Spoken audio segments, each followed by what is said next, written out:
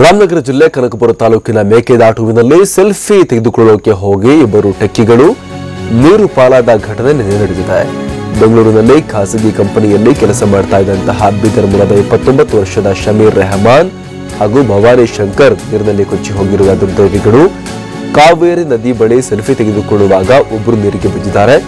ಆಗ ಆತನನ್ನ ಕಾಪಾಡೋಕೆ ಮತ್ತೊಬ್ಬ ಕೂಡ ಧಾವಿಸಿದಾಗ ಈ ಅವಘಡ ಉಂಟಾಗಿದೆ. ನೀರಿನ ಹರಿವು ಹೆಚ್ಚಳವಾದ ಕಾರಣ ಟೆಕ್ಕಿಗಳು ನೀರು ಪಾಲಾಗಿದ್ದು ತಮಿಳುನಾಡಿನ ಗಡಿಭಾಗಕ್ಕೆ ಕೊಚ್ಚಿ ಹೋಗಿದ್ದಾರೆ ಅಂತ ಶಂಕೆ ವ್ಯಕ್ತಪಡಿಸಲಾಗ್ತಾ ಇದೆ. ಸಾತನೂರು ಠಾಣಾ ಪೊಲೀಸರು ಈಗ ಶೋಧ ಕಾರ್ಯವನ್ನ ನಡೆಸಿದ್ದಾರೆ.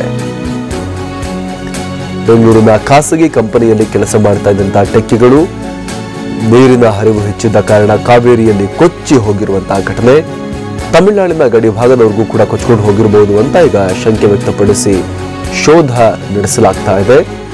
ಒಬ್ಬ ನೀರಿಗೆ ಬಿದ್ದ ಅಂತ ಹೇಳಿ ಮತ್ತೊಬ್ಬ ಹಿಡಿಯೋಕೆ ಹೋಗಿ ಇಬ್ರು ಕೂಡ ನೀರು ಪಾಲಾಕಿರುವಂತಹ ಅವಘಡ ಇದು. ಸೆಲ್ಫಿ ತಂದ ಸಾವು. ಸಾತನೂರು ಠಾಣಾ ಪೊಲೀಸರು ಶೋಧ ಕಾರ್ಯವನ್ನ ನಡೆಸ್ತಾ ಇದ್ದಾರೆ.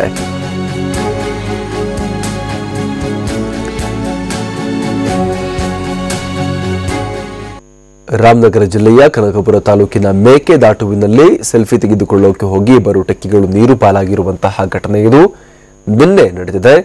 ಬೆಂಗಳೂರಿನಲ್ಲಿ ಖಾಸಗಿ ಕಂಪನಿಯಲ್ಲಿ ಕೆಲಸ ಮಾಡ್ತಾ ಇದ್ದಂತಹ ಬೀದರ್ ಮೂಲದ 29 ವರ್ಷದ ಶಮೀರ್ ರೆಹಮಾನ್ ಹಾಗೂ ಭವಾನಿ ಶಂಕರ್ ಮೃತಪಟ್ಟಿರುವಂತಹ ನೀರಿನಲ್ಲಿ ಕೊಚ್ಚಿಕೊಂಡು ಹೋಗಿರುವಂತಹ ದುರ್ದೈವಿಗಳು.